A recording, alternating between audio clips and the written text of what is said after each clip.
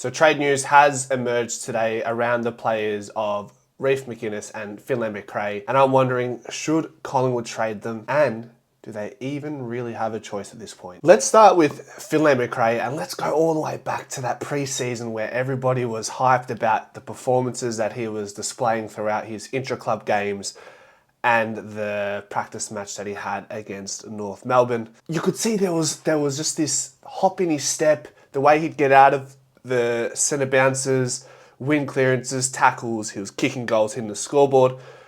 Take it all with a grain of salt. It was the pre-season. We know that. We're cognizant of that when we speak of these moments and bouts of energy from players in pre-season. Some players take it to another level and it tends to follow through in that season. However, we have to bear in mind,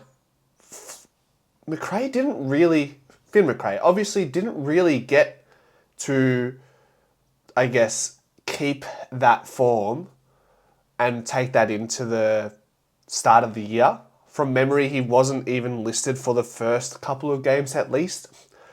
And it's one of those decisions where, looking back now, you ask, well, wow, should have Fly just kept Finlay in while he was running hot? Because we know how important confidence is, especially for a young player who is yet to establish himself at AFL level, but is a premium player when it comes to the VFL competition.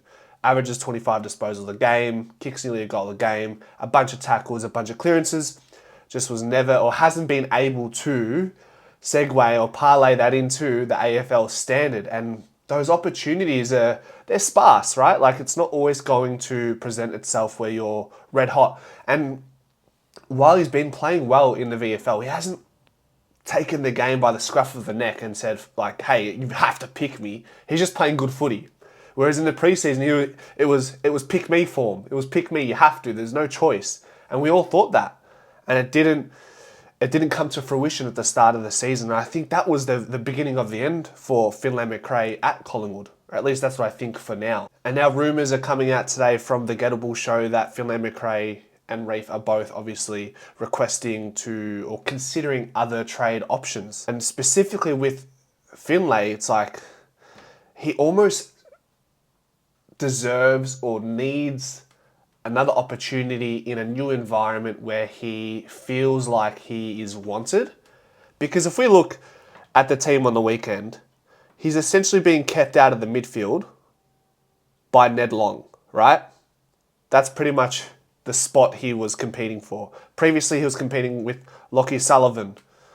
Maybe you could throw Jack Bytel there. But those are some of the fringe players that he's competing with. And if you asked yourself, or told yourself at the start of the year, hey, Lachie Sullivan and Ned Long and Bytel are going to be getting games ahead of Finlay McRae, you'd probably be like, well, geez, something horrible would have had to have gone wrong for that to happen. And it's just a string of not being selected, coming into the side and not coming in with confidence, not performing, and then subsequently getting dropped multiple times this year, being stripped down to the sub, taken off early. I think it was the North Melbourne game where he was subbed out quite early. I think it was half-time. And then Sidey moved into the midfield and turned the game on its head. Maybe Finlay does deserve an opportunity elsewhere, gets a fresh look, gets a fresh bout of confidence from his coaching panel that looks after him. When you go to a new club, if you play sport, you'd know if you're wanted and you go to that club after being lured by them, they make you feel like $1 million. They make you feel like, at least for the first few months, they make you feel like you're the best player in the team.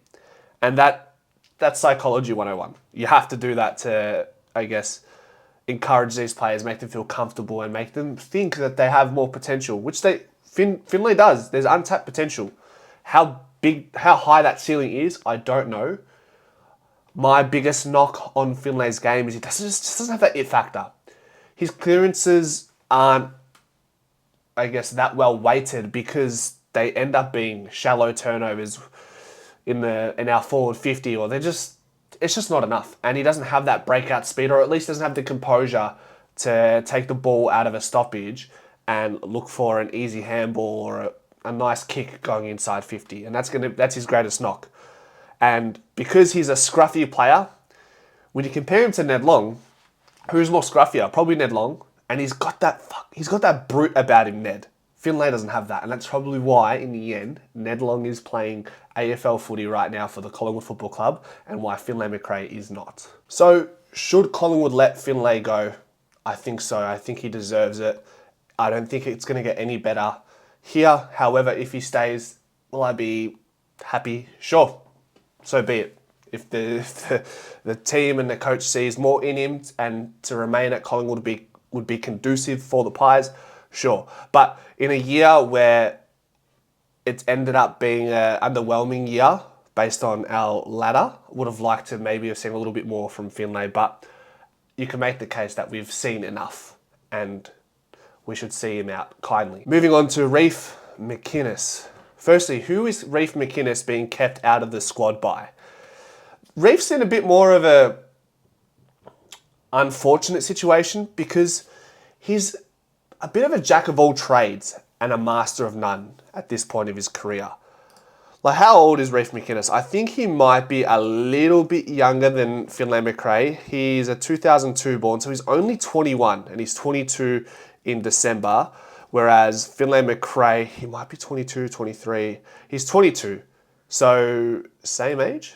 Same age. Sorry, I take that back.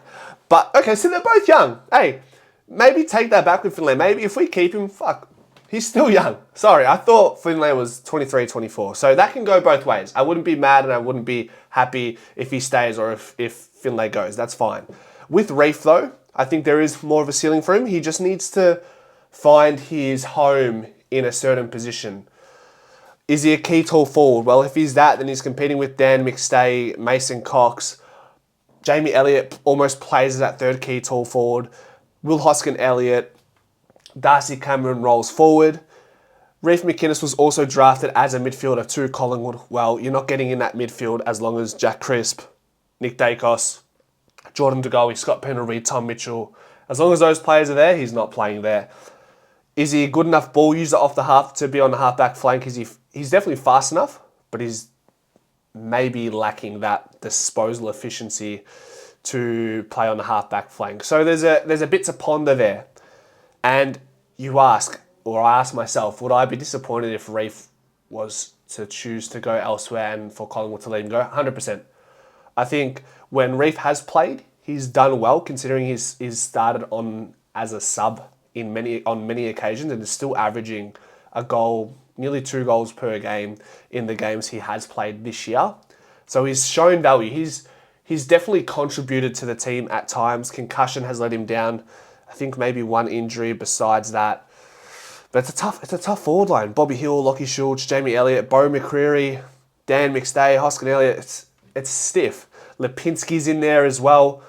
Maybe Lipinski gets dropped this week and Reef McInnes gets a sniff. Who knows? I think that's probably the only way in for Reef McInnes right now. But if I was Reef personally, I'd persevere a little bit longer. I'd be a bit more optimistic than I was if I was Finlay McRae. If I was Finlay McRae, I'd probably still leave and find a different opportunity, a different environment. If I'm Reef McInnes, I would trust that I'm at the right club, nurtured by the right players, and have a position in the team moving forward. You just have to be a bit more patient. So it's just a matter of, like I said, Reef maybe getting another preseason under his belt. He was another player in the preseason we talked about. We're hyped up to a extravagant amount.